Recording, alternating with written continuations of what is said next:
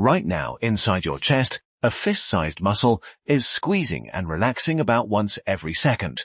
It has been doing this since before you were born. It will not stop until the moment you die. In that time, it will pump enough blood to fill 3 supertankers. Your heart is the most reliable engine ever built, and a heart attack is what happens when that engine suddenly runs out of fuel. To understand a heart attack, you first have to understand something strange. Your heart is a pump that pumps blood to your entire body. But it also needs blood itself.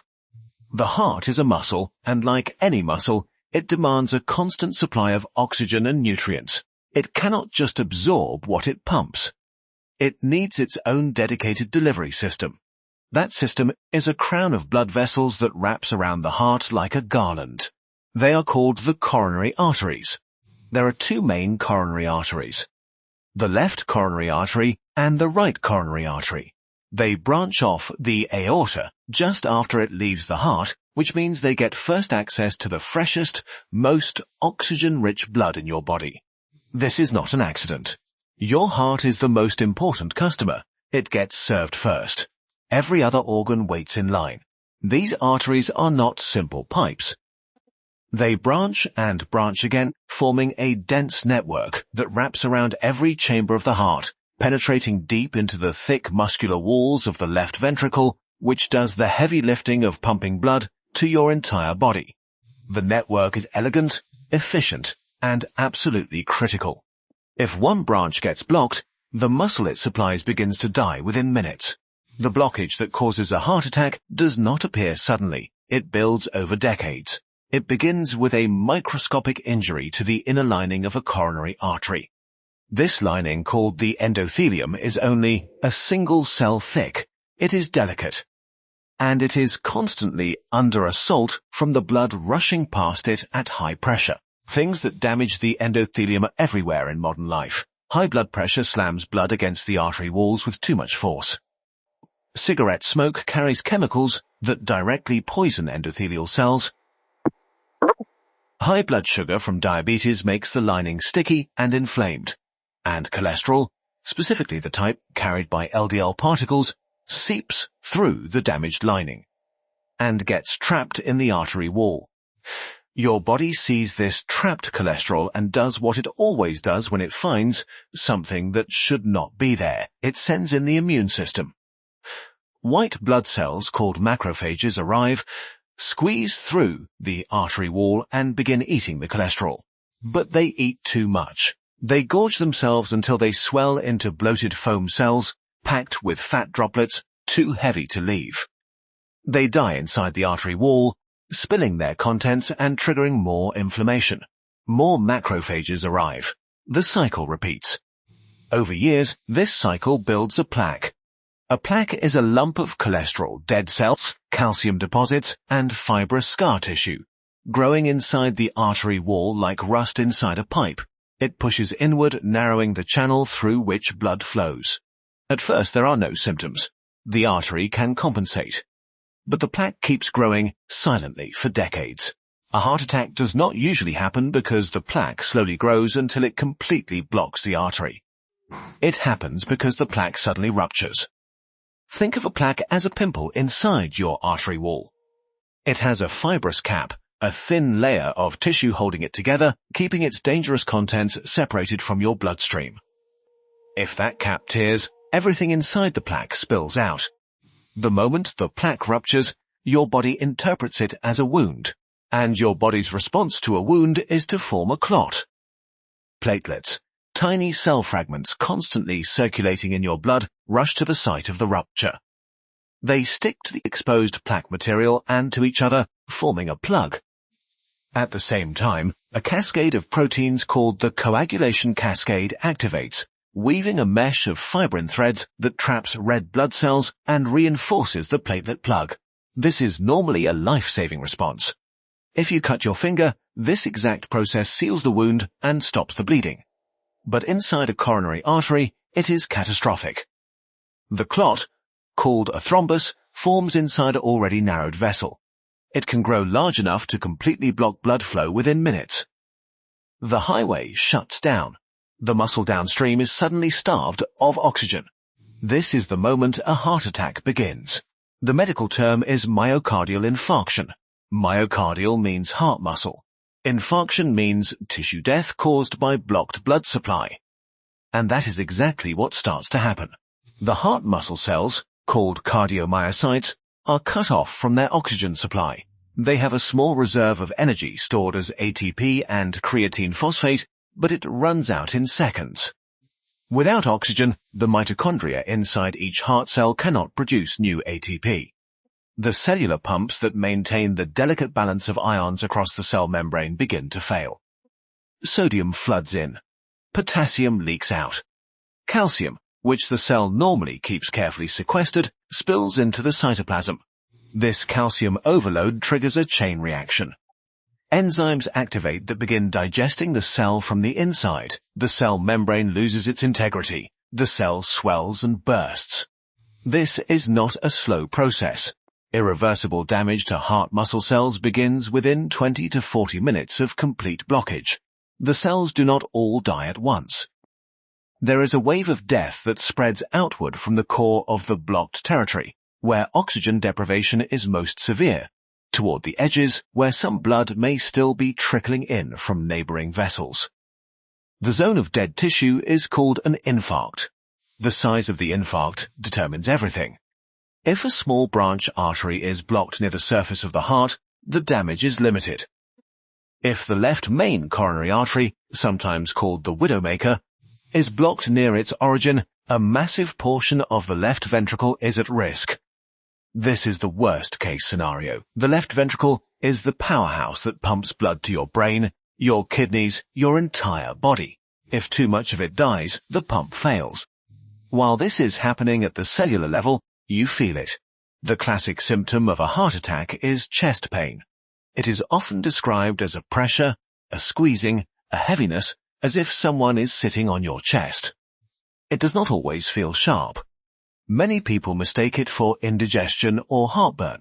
The pain can radiate. It travels down the left arm. It goes up into the jaw. It spreads to the back between the shoulder blades. This is called referred pain, and it happens because the heart and these other body parts share the same nerve pathways to the spinal cord. Other symptoms pile on. Profuse sweating as your autonomic nervous system goes into overdrive. Shortness of breath because your lungs are receiving backed up blood that the failing heart cannot pump forward. Nausea and vomiting because the vagus nerve, which connects your brain to your gut, is being stimulated by the dying heart muscle. A sense as of impending anything they have ever felt. You're ever felt. This is when time becomes muscle. Every minute that passes without treatment, more heart cells die. The golden hour, the first 60 minutes after symptoms begin, is when intervention can save the most tissue. After about 6 hours of complete blockage, most of the muscle in the affected zone is beyond saving. The window is narrow. This is why paramedics rush. This is why emergency rooms have protocols designed to open blocked arteries as fast as humanly possible. The treatment for a heart attack has transformed in the last 50 years. In the early 20th century, there was almost nothing doctors could do. They prescribed bed rest, morphine for the pain, and hoped the patient survived. Many did not. Today, the approach is aggressive and immediate. The goal is simple: open the artery and restore blood flow. There are two main ways to do this. The first is with drugs called thrombolytics, or clot busters. These medications activate the body's own clot-dissolving system, breaking down the fibrin mesh that holds the thrombus together. They work best when given within the first few hours. But they are not always effective, and they carry a risk of causing bleeding elsewhere in the body, including in the brain. The preferred method, when available, is a procedure called percutaneous coronary intervention, or PCI. You probably know it as angioplasty with stenting. A cardiologist threads a thin catheter through an artery in the wrist or groin, guides it up into the blocked coronary artery, and inflates a tiny balloon at the tip to crush the plaque and open the vessel. Then, a stent, A small mesh tube is expanded against the artery wall to keep it propped open permanently. This procedure can restore blood flow in under 90 minutes from the moment the patient arrives at the hospital. The relief is immediate. The dying muscle, if it has not yet crossed the point of no return, wakes back up. The patient often feels the chest pain lift within moments of the artery opening. It is one of the most dramatic reversals in all of medicine. But surviving the heart attack is only the beginning. The dead muscle does not grow back. Heart cells have almost no ability to regenerate. The infarcted tissue is replaced by scar tissue, a tough fibrous patch that does not contract, does not conduct electrical signals, and does not contribute to pumping. If too much of the heart is scarred, the remaining healthy muscle must work harder to compensate. Over time, this can lead to heart failure, a condition where the heart simply cannot pump enough blood to meet the body's needs. This is why prevention matters so much more than treatment. A heart attack is not a lightning strike. It is the end of a process that began decades earlier. The plaque that ruptures today started forming when you were in your 20s or 30s, maybe earlier. It grew slowly, silently, fed by a combination of genetics and lifestyle. The factors that accelerate plaque formation are well understood and mostly controllable. High LDL cholesterol provides the raw material for plaque.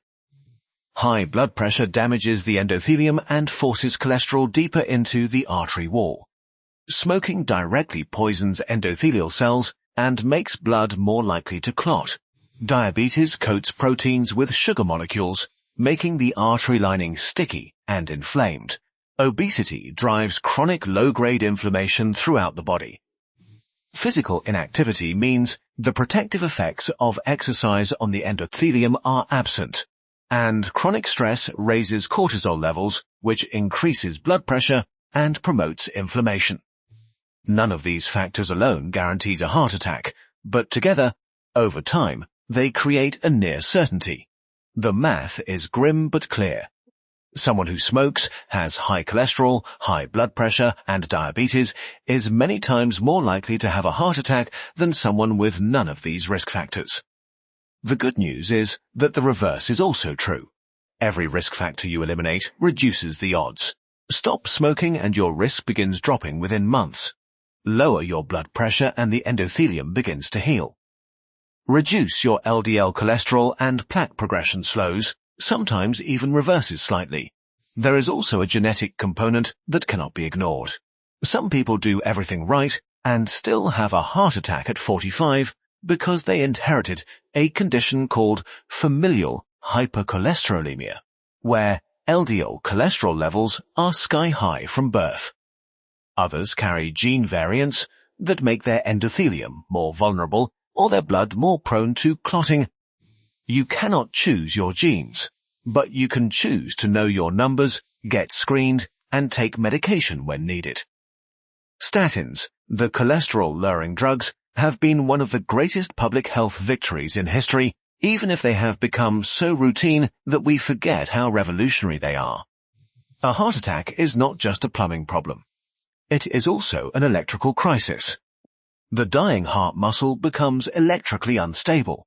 The normal coordinated wave of electrical activity that makes the heart squeeze in rhythm can fracture into chaos. The heart stops pumping effectively and instead quivers uselessly. This is called ventricular fibrillation.